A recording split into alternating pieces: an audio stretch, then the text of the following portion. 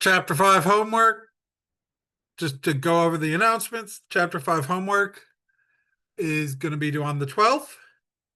The quiz for Chapter 5 that was supposed to be today is going to be pushed to Wednesday. We'll have it after lecture in the lecture period. So I'll make sure that we get through a good portion of chapters.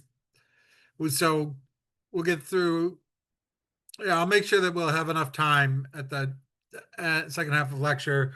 I'll probably do a bit longer for lecture today. Um, so we'll cover some of the material we would be covering then. Um, the chapter 6 homework will be due on the 19th. The chapter 6 quiz will be on the 17th. So the main thing is we're just because of the fact that we're closed, the campus is closed because of weather, we'll just be moving the quiz. I'm gonna get started. So we were discussing waves. A wave has a wavelength and an amplitude.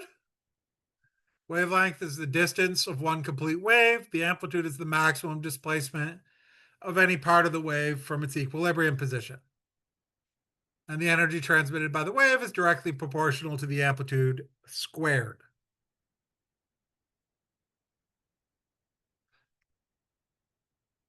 Now, waves have a frequency, which is the number of oscillations or cycles that occur during a given amount of time. And the unit usually used to describe frequency is hertz. Well, 1 hertz is 1 cycle per second. And the period is the time it takes a wave to travel a distance of one wavelength. And frequency and period are inversely proportional. Frequency equals 1 over period.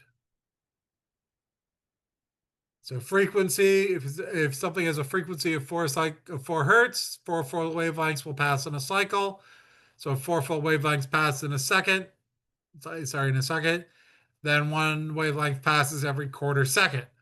So there are 4 cycles per second, so each cycle is a quarter of a second long. So here we have a wave with a frequency of 4 hertz and a wave with a frequency of 8 hertz. You can see the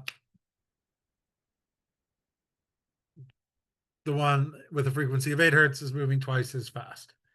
And if they're both moving at the same speed, they cover the same distance in a second, so the wavelength of the one with the 1 at 8 hertz is shorter as well. Because speed is distance over time, that's going to be wavelength over period, or speed is wavelength times frequency.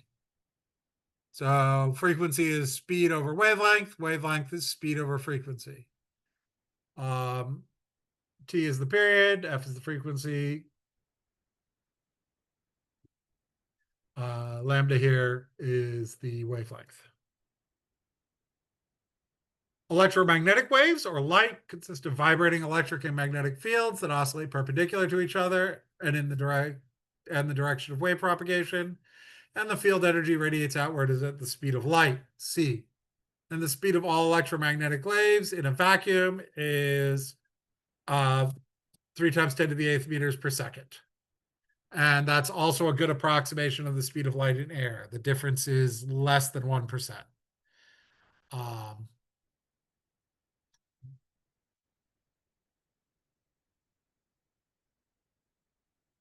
So this is an electromagnetic wave. There's an electric field and a magnetic field, and they both oscillate perpendicular to the direction of propagation and perpendicular to each other.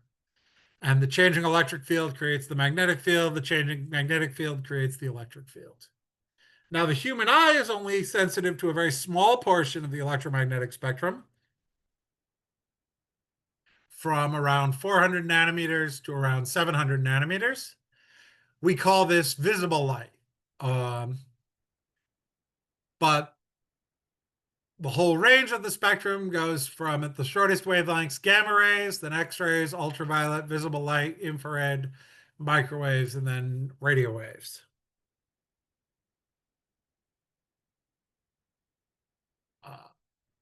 So here is a short video about the electromagnetic spectrum.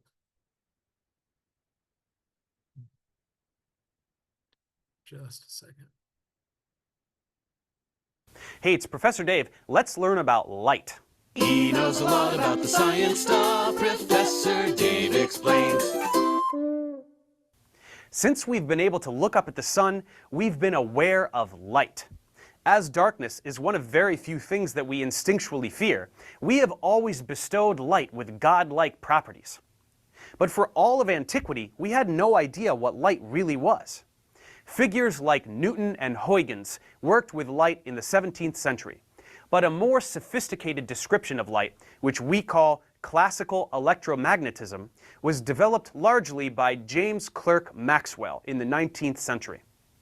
This theory depicts light as a transverse wave composed of oscillating electric and magnetic fields, which are at right angles to each other and perpendicular to the direction that the wave moves. We will learn more about these fields later. Just like the kinds of waves we have previously discussed, electromagnetic waves have amplitudes, wavelengths, and frequencies. But instead of different frequencies producing different pitches, like sound waves, different frequencies of electromagnetic waves produce different kinds of light. If the light is visible, these frequencies will correspond to different colors. Frequencies greater than this will exist as UV radiation, X-rays, or gamma rays, and frequencies less than this qualify as infrared radiation, microwaves, or radio waves. All of these phenomena are collectively referred to as electromagnetic radiation, and they can be found on the electromagnetic spectrum. Here we can see all the wavelengths and frequencies ranging from radio waves to gamma rays, and we have found some technological use for all of these in modern society.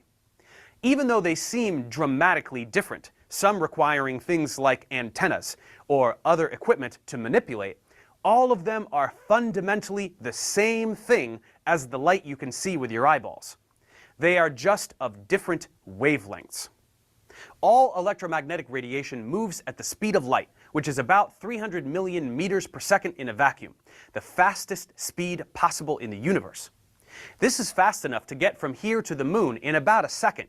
And since we know that all waves move at a speed that is equal to their wavelength times their frequency, this product will be equal to the speed of light for any type of electromagnetic radiation. How is it that electromagnetic radiation is produced? To answer this question, we have to learn about electric fields, which are coming up soon. For now, let's check comprehension.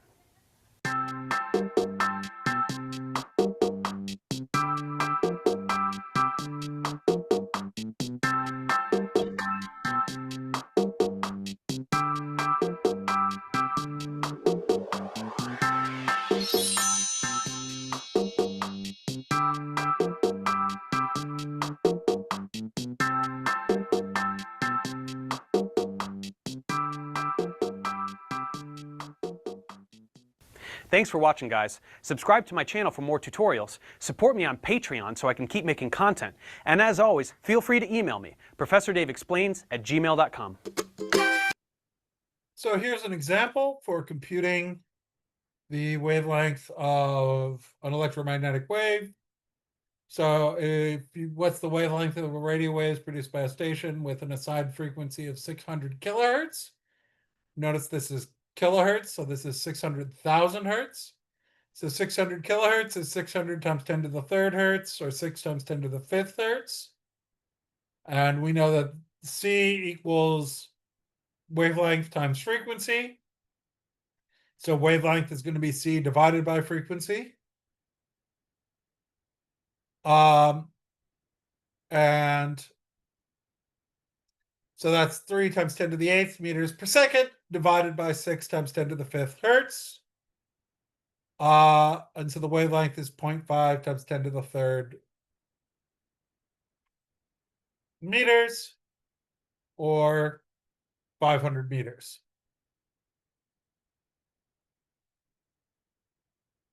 And so some radio wavelengths, AM is approximately 800 kilohertz, or 8 times 10 to the 5th hertz. While FM is approximately 90 megahertz, so 9 times 10 to the 7 hertz. So AM wavelengths are going to be longer than FM. They're going to be in the,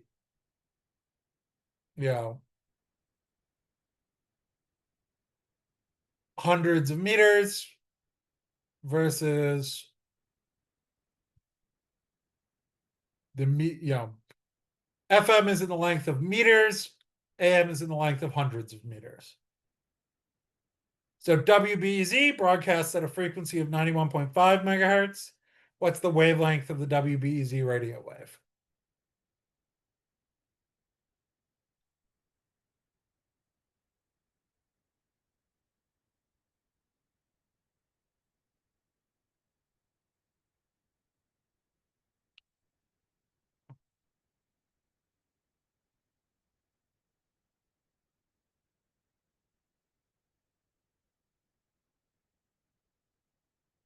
So, speed of light equals frequency times wavelength. Wavelength is speed of light over frequency. So wavelength is 3 times 10 to the 8th meters per second divided by 91.5 megahertz, which is 3 times 10 to the 8th meters per second times 91.5 times 10 to the 6 hertz, which is 3.28 meters, because mega is a million.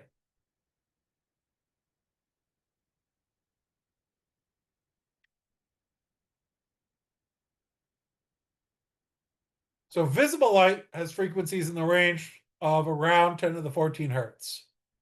Actually always more than 10 to the 14 hertz. But speed of light's around 10 to the 8th meters per second. Visible light's 10 to the 14th, so you get 10 to the minus 6. So visible lights are approximately a millionth of a meter. They're actually a little bit less than a millionth of a meter. They're about 0.4 to 0.7 of a millionth of a meter.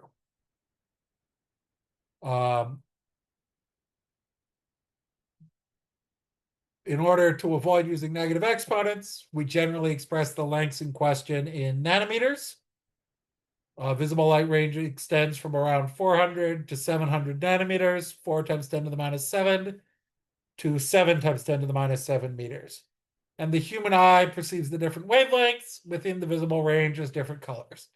We have 3 cones that are each sensitive to different ranges of wavelengths, and the strength of the excitation of those cones gives us the colors we see. And the brightness depends on the energy of the wave. So a red LED emits light with a wavelength of 660 nanometers. I got that number from an actual, those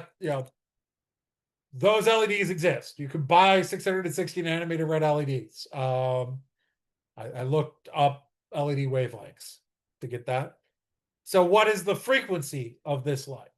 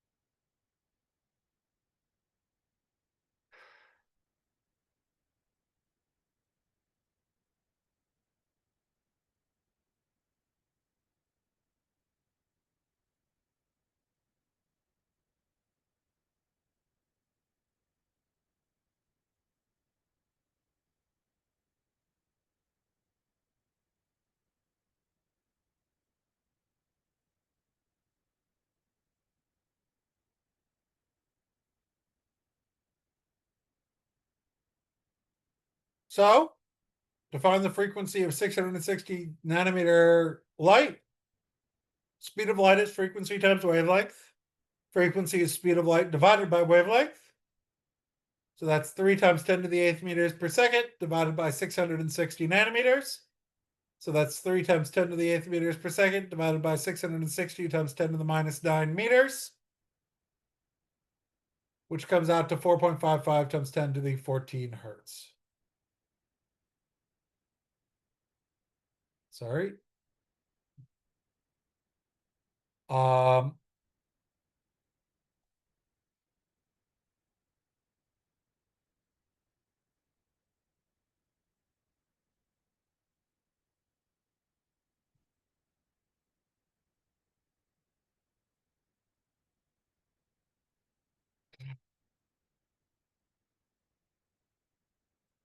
so that's the frequency. It's 4.55 times 10 to the 14.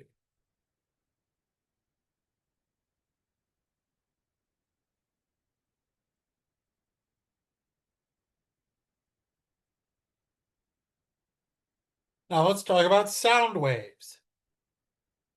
Sound is the propagation. So light is a transverse wave in the electric and magnetic fields. Sound is a longitudinal wave going forward and back through solid matter. It could be through matter. It could be solid, liquid, or gas. So generally we hear it through the air, so through a gas, but you can also hear sound through solids or liquids.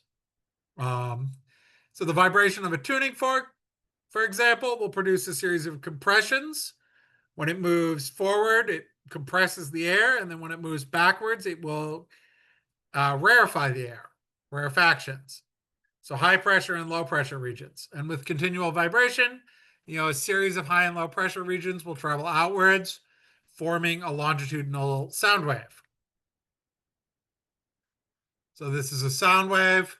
You have compression and then rarefaction and then compression. And you can plot, and you get a sine wave of pressure. So as the end of the fork moves outwards, it compresses the air. When it moves back, it produces an area of low pressure. So this is a sound wave.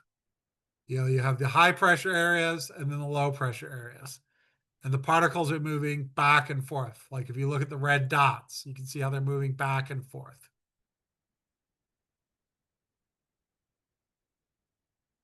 Now, similar to electromagnetic radiation, sound waves also have different frequencies and form a spectrum. However, the sound spectrum has relatively few frequencies and can be divided into 3 frequency regions. They're basically below human hearing, above human hearing. So infrasonic is below human hearing. We can feel these vibrations sometimes, but frequencies below 20 hertz, we don't hear. Then audible is from around 20 hertz to 200 kilohertz. Sorry, to 20 kilohertz. Sorry about misspeaking there. And then lastly, ultrasonic is greater than 20 kilohertz. And because ultrasonic waves have shorter wavelengths, they get used for things like echolocation and stuff by bats, but also we use them for imaging because the shorter wavelengths make them better at imaging because the size of the structures you can see with a wave is related to the wavelength of that wave. So the audible region for humans is from around 20 hertz to around 20 kilohertz, though that upper end goes down as you get older. And sounds can be heard due to the vibration of our eardrums caused by the sound waves propagating disturbance. So here is a sweep over the entire audible region.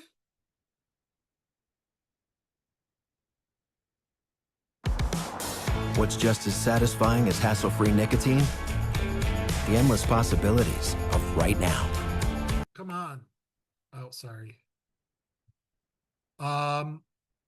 Hopefully this works. Sometimes the ends get a little cut off by sound processing.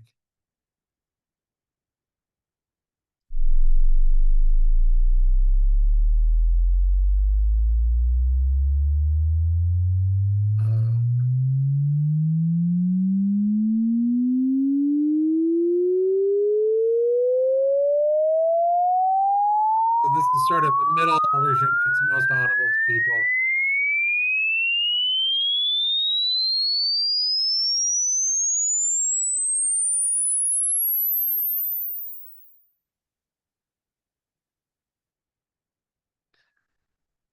Um, and it depends on your speakers and things. So at least what I heard, I didn't get a lot of the low end. But yeah. Now, when we talk about sound, we need to talk about how loud it is. But loudness is just a relative term. You can say something is louder than something else, but if you want to describe exactly how much energy is being transmitted by a sound wave, we use intensity. So intensity is a quantitative value, and it's a measure of the rate of energy transfer through a given area.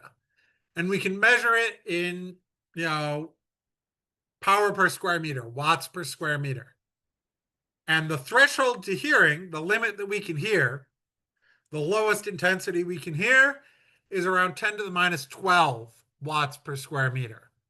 And an intensity of about 1 watt per square meter hurts. It's physically painful to your ears. And intensity decreases with distance from the sound source. Because the sound spreads out, that energy is spread out over a larger area, so the intensity decreases. And that decrease is proportional to the distance squared, 1 over the distance squared. So if you double the distance you are away from a sound source, you'll get a quarter the intensity. You triple it, you'll get a ninth. Now, the way we recognize intensity, the way we actually hear, our direct recognition of loudness is not quite linear with intensity. So the most common way to measure intensity is via the decibel scale. Now, the decibel scale is decibels are 1/10 of a bell. But the thing about the decibel scale is that a bell is a unit of intensity named after Alexander Graham Bell, and the decibel scale or the bell scale isn't linear. Each bell corresponds to an increase it's a logarithmic scale. So each bell corresponds to an increase of a factor of 10 in actual intensity. So when, and because each decibel is 1/10, so if you double the sound intensity, the decibel level is only increased by about 3 decibels. If you increase the sound intensity by a factor of 10, you go up by 10 decibels. If you increase it by 100, you go up by 20 decibels. Now, the threshold of 0 decibels corresponds to that 10 to the minus 12 watts per square meter intensity. That's the threshold of hearing. 10 decibels is about a rattling leaf, 20 is a quiet room, 30 is a soft whisper, 40 is a quiet library, 50 is an average home, 60 is conversational speech, 70 is city traffic, 80 is average factory, 90 is a subway train, and exposure to sound over 90 decibels for long periods can affect your hearing. 100 is a boiler shop, 110 is a rock band with amplifiers, 120 is a riveting machine. Sound levels above 120 decibels may cause pain. That's that 1 watt per square meter limit. Jet plane takeoff is about 140. Rocket launch is about 180. So, if a riveting machine has an intensity of 120 decibels, while a factory has an intensity of 80 decibels, how many times more intense is the sound of a riveting machine than the factory?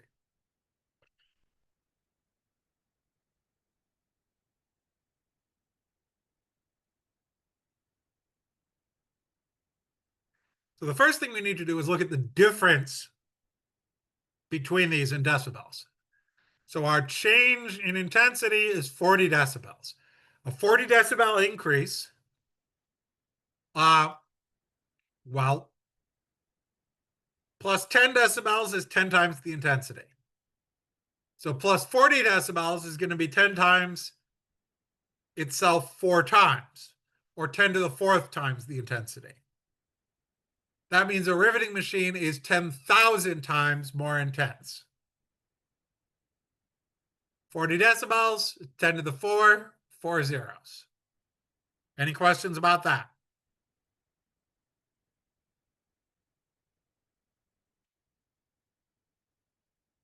So if I have a pair of earplugs that reduce the intensity of sound by a factor of 100, what intensity would I hear a 98 decibel rock concert at in decibels?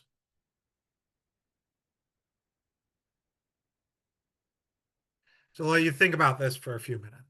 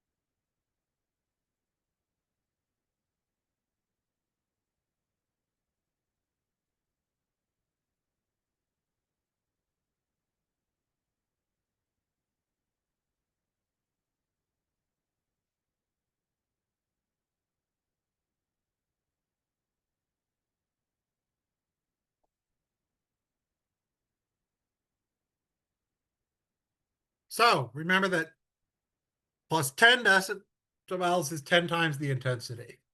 So minus 10 decibels is a tenth of the intensity.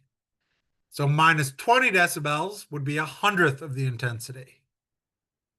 So the intensity is going to be 98 decibels minus 20 decibels, or 78 decibels.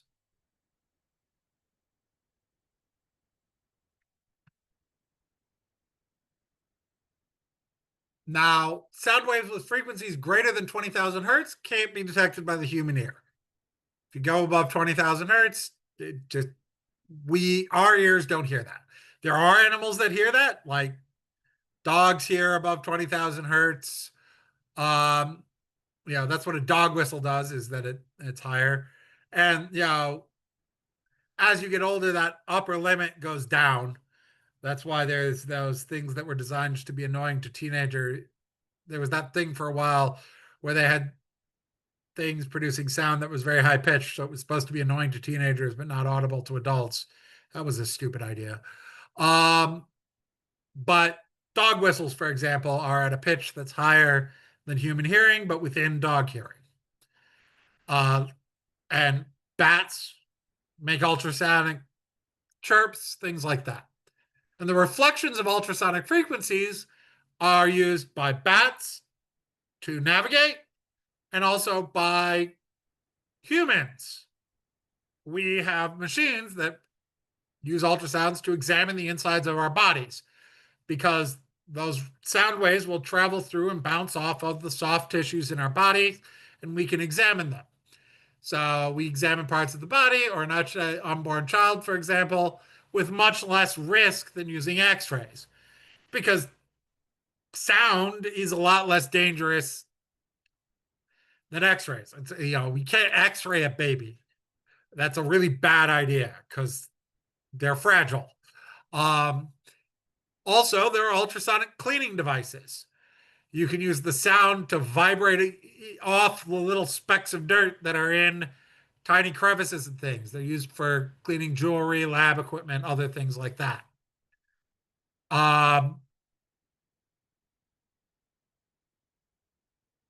So here's a short video about how ultrasonic imaging can work.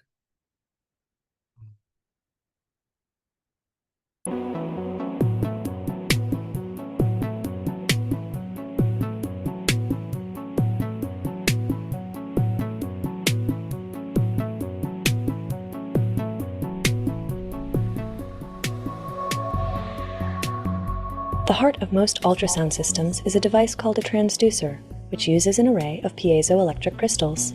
A piezoelectric crystal vibrates when an electric signal is applied, producing high-frequency sound pressure waves, which we call ultrasound. More importantly, this type of crystal can also work in reverse. It can produce electrical signals when it detects high-frequency sound pressure waves. When a transducer directs ultrasound waves into the body, they pass right through the skin and into the internal anatomy. As the waves encounter tissues with different characteristics and densities, they produce echoes that reflect back to the piezoelectric crystal. This happens more than 1,000 times a second.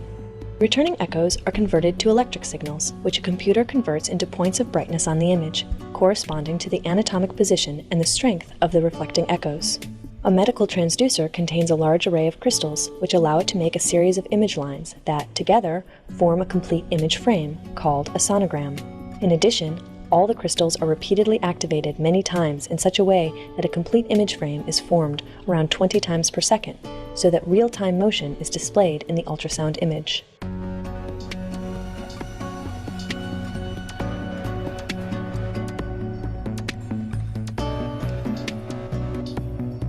That's how you can get imaging and real-time motion from an ultrasound. And humans aren't the only things that use ultrasound to image things effectively. Bats use ultrasound for navigation and to locate food. Dolphins use ultrasound in the water. I think they use ultrasound. I'm not entirely sure.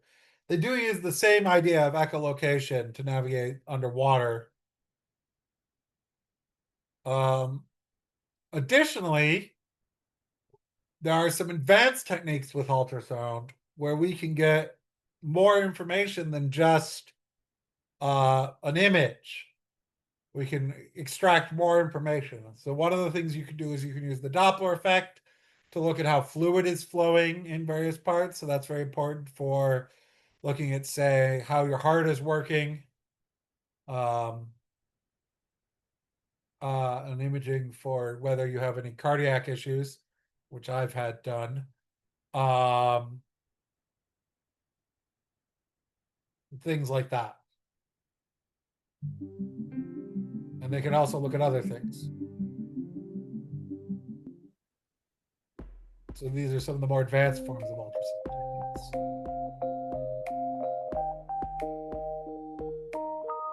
In addition to showing anatomic structures, functional ultrasound shows color image maps that can indicate the softness or hardness of specific tissues, movement and velocity of tissue or blood, and other physical characteristics. One type of functional ultrasound is Doppler ultrasound. If you've ever listened to how a siren sounds as it approaches, passes, and drives away, you are hearing what's called the Doppler effect. The waveform is compressed as the ambulance approaches, making it sound higher pitched, and it's stretched as the ambulance departs, making it sound lower. Doppler ultrasound uses the same principle to determine the speed and direction of the blood inside your arteries. The transducer is held at an angle to the blood vessel, and the altered frequency of the echo returning to the transducer from the blood flow tells the computer the blood's speed and direction. This information is displayed in different colors on the final image to show changes in or absence of blood flow, indicating blocked or narrowing blood vessels, decreased circulation, heart valve defects, blood clots, bulging arteries, or even the presence of new blood vessels and flow in tumors. Another form of functional ultrasound, elastography, can be used to differentiate tumors from healthy tissue based on the tissue's relative stiffness. Healthy tissue and benign tumors tend to be compressible, unlike malignant tumors, which are more firm. This compression was originally done manually, but newer elastography systems send out high-pressure pulses that compress target tissues by a predefined amount of force and display the resulting compression levels in various coded colors.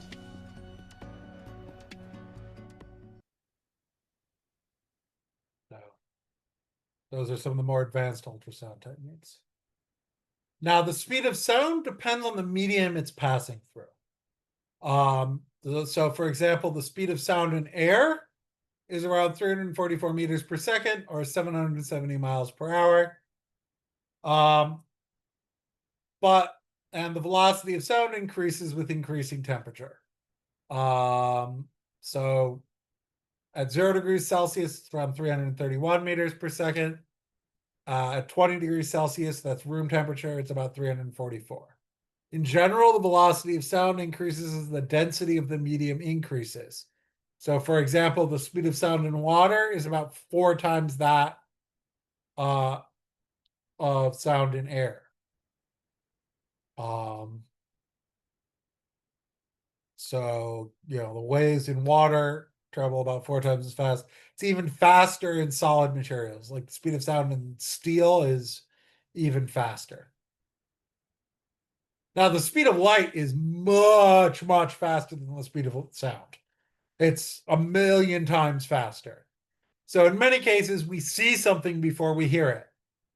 So one of the classic examples of this is you can figure out how far away a storm is from you because you see the flash of lightning and then you hear the thunder later.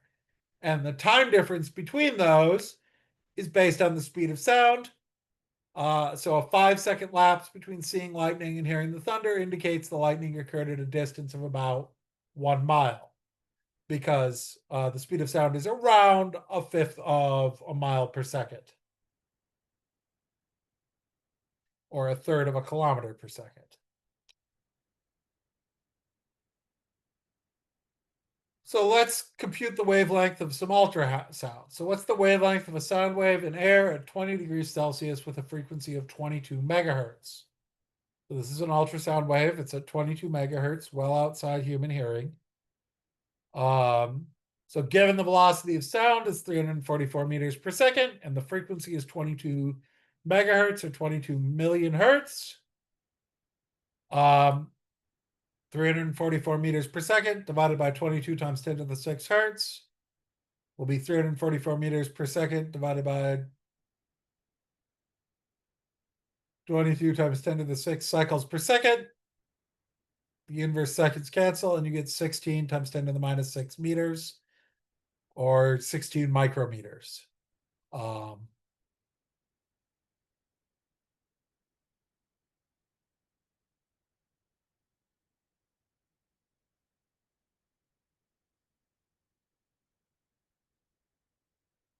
So if the speed of sound is 344 meters per second, what is the wavelength of a high C at 1046.5 hertz? Let you work on that for a moment.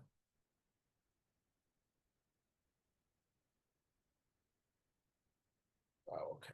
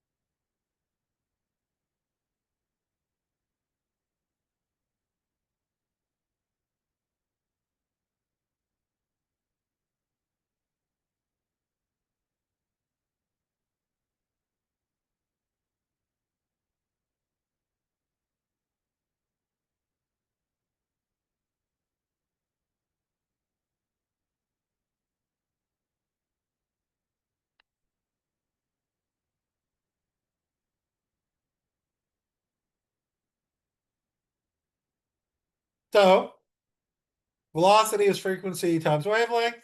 So wavelength is velocity divided by frequency. So 344 meters per second divided by 1046.5 hertz gives you 0.329 meters, or about 33 centimeters, which is a little over a foot.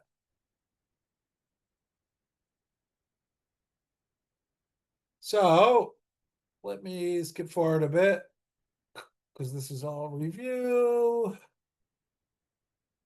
So the next thing to talk about is the Doppler effect.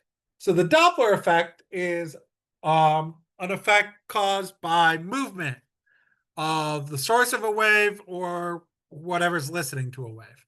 So it's the apparent change in frequency that results from the relative motion of the source and the observer.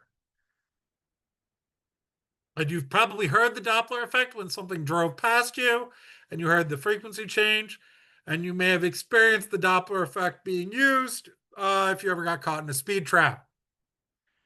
Because they generally measure speed using radar and the Doppler effect. So as a moving sound source approaches an observer, the waves in front get compressed and bunched up, and the waves behind get spread out due to the movement of the sound source. So the observer will hear a higher pitch, a shorter wavelength as the sound source approaches, and then a lower pitch, a longer wavelength as the sound source departs. Looks something like this. As something approaches you, the waves get bunched up in front. You get a higher wave, shorter wavelength, higher frequency, higher pitch, and they spread out behind. Lower pitch, longer wavelength. Here's an image of that effect happening with water waves. You can see they're bunched up. This source is moving to the right. See, they're bunched up in front of it and spread out behind.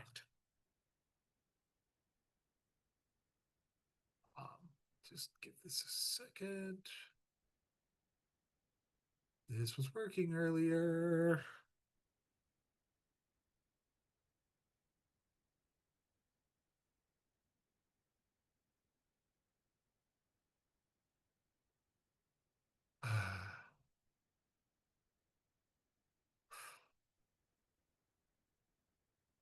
Didn't want to switch, but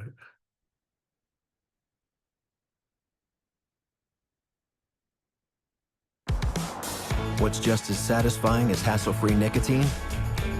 The endless possibility. sorry about the ads. Bye. Welcome back to Science Click. Today, This is a the short video Doppler about effect. the Doppler effect. Let's take two individuals. We'll call them A and B. A begins to shout. While shouting, he produces a wave which propagates through the air with a certain frequency. If the frequency is high, the sound will be high-pitched. If the frequency is low, the sound will be low-pitched. B, situated at a distance from A, hears the sound as he is receiving the sound waves with the same frequency. Now let's take a look at what happens if A gets closer to B. We see that the waves in front of A get squashed. This implies that their frequency increases as the distance between two waves grows smaller. On the other side, the waves get stretched. As such, their frequency decreases as the distance between two waves grows larger. Since the frequency on the right has increased, B will hear more high-pitched sound waves. And if B were to be on the other side, then he would hear more low-pitched sound waves, since the frequency has decreased on this side. This is what we call the Doppler effect. To sum up, if an object emits a sound wave with a certain frequency, and it is moving towards the receiver, then the receiver will detect the wave with a higher frequency. Inversely, if the emitter moves away from the receiver, then the receiver will detect the wave with a lower frequency. A good example of the Doppler effect is the movement of a car. As the car gets closer to us, we hear a higher pitched sound, while the sound it produces becomes progressively lower pitched when it crosses us and moves further away. More generally, the Doppler effect applies to all types of waves, not just sound waves. For this reason, when a galaxy moves away from us, we see it as slightly more red, and when it moves closer to us, we see it as slightly more blue.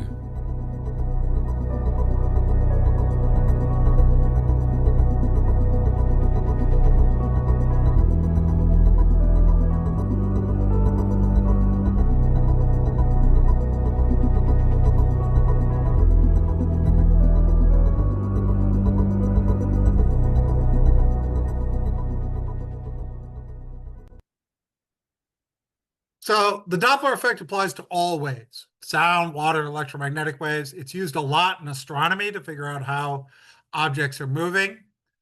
It helps us determine the relative motion of astronomical bodies. And we refer to, if something is moving towards us, we refer to it as having a blue shift, a shift to shorter wavelengths as it approaches us.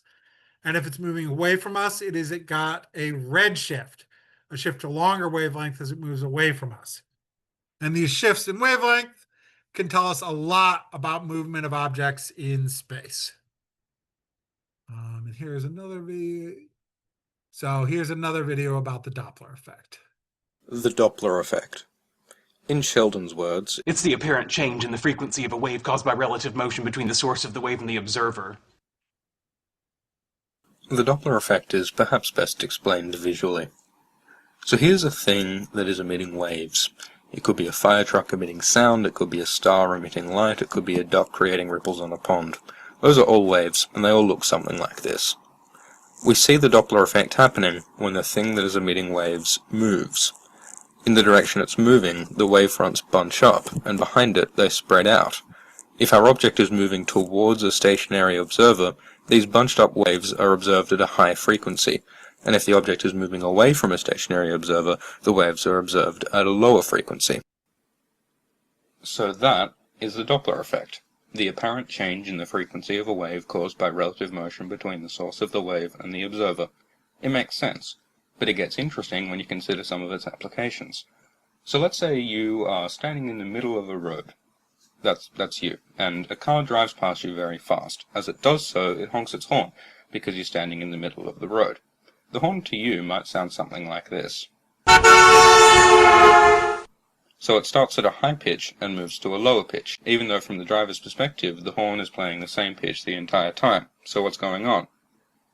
As the vehicle's coming towards you, the sound waves that it's emitting bunch up, and so are delivered to you at a higher frequency, which you interpret as a higher pitch, because the frequency of sound waves is pitch, and then when the vehicle passes you and is moving away from you, the sound waves spread out, and so you hear them at a lower frequency, a lower pitch. So that's how the Doppler effect works with sound. It also affects another kind of wave, light. So let's say you look out your observatory and you see a star. Just like the car's sound waves, if the star is moving towards you, even just a little bit, the light waves that it emits will be bunched up, meaning that you see the light at a higher frequency than it actually is. Frequency in sound is pitch, so what does it mean for light? Well, if we look at our handy pocket electromagnetic spectrum chart, we'll see that a small change in frequency for visible light will change its color. Higher frequency light waves means bluer light, and lower frequency light waves means redder light. This is called redshift, and it may possibly be among the weirdest and coolest things of all time.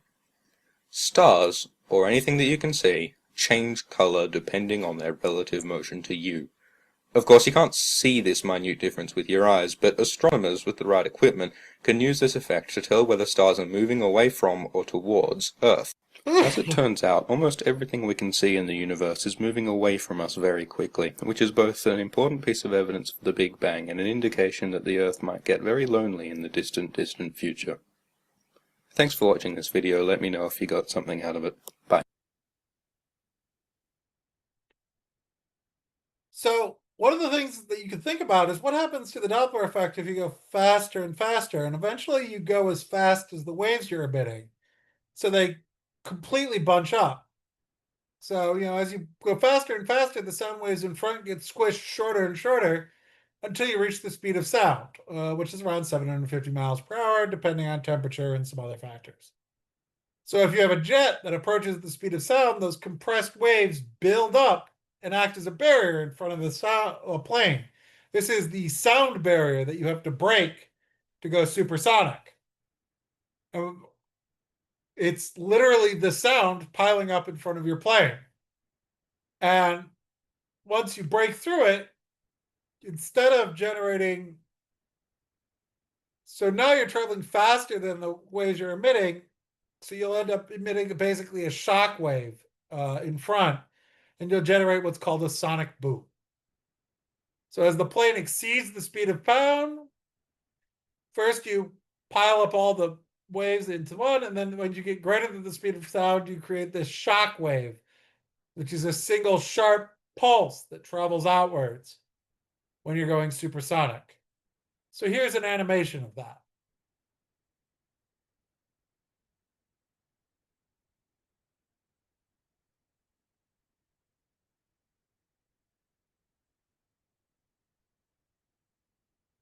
Come on, work.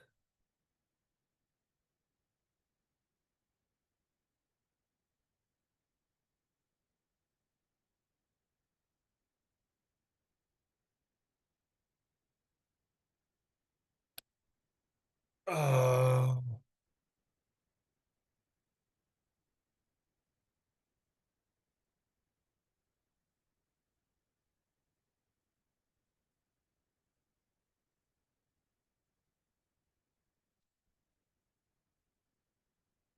Give this a second.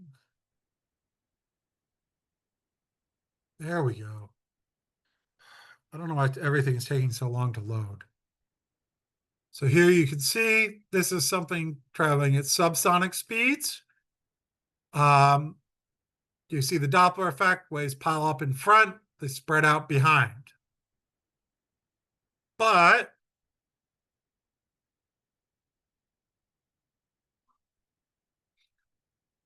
if you travel at the speed of sound,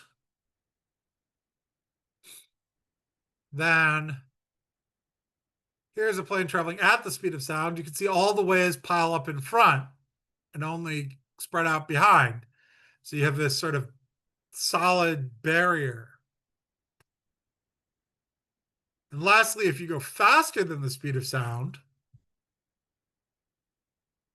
the waves come out behind you and you get the shock wave of all the waves sort of together along this line. And that's sort of the crack. And you can hear it as the crack of a whip. So if you've ever heard a whip crack, that's actually a sonic boom. So the wave pulse down a whip gets faster and faster as the whip gets thinner and the speed of waves in the whip increases. And because the speed of the wave pulse increases as the whip thins, eventually the tip of the whip ends up traveling faster than the speed of sound. And that final crack is made from that sonic boom. You know, the air rushing back into the area of reduced pressure created by the supersonic final flip of a whip's tip. And to see this, this is the crack of a whip, a mini sonic. Lab gets all of the wave kinematics on the macro scale, and then the Phantom can record the tip velocity and actually capture the formation of the shock This wave. is a clip. So here we can see the actual shock wave being generated. I'm not going to explain any of our preliminary conclusions, but at this point we're doing two types of analysis. Obviously how that wave propagates, but also the tip velocity of the whip. If you watch closely, it looks like the tip's getting pulled along behind that shock wave. This is super complicated and we're still analyzing this.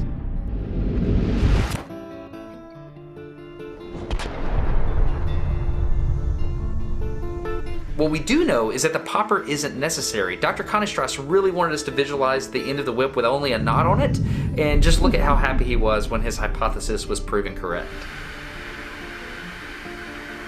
There you go. There you go. Yep. There you go. So it's like this. For the first time in history, we have true XYZ data from the handle all the way to the tip of the whip, and we can straight up write an equation for whip dynamics as a function of mass of the whip, length of the whip, mechanical input, maybe even aerodynamic drag. I know this sounds crazy, but I'm already changing my habits in everyday life because I understand whip dynamics better. Have you ever done this? So I think I'm going to stop there. If you want to see the whole video, you can check it out. This is at Smarter Every Day, but I just wanted to show that image of an actual shockwave from a whip. And I think I'm going to stop there. We'll go over standing waves on Wednesday. So we'll go back over we'll quickly go back over the Doppler effect, and then we'll go over standing waves on Wednesday, and then we'll have the quiz. So just a reminder of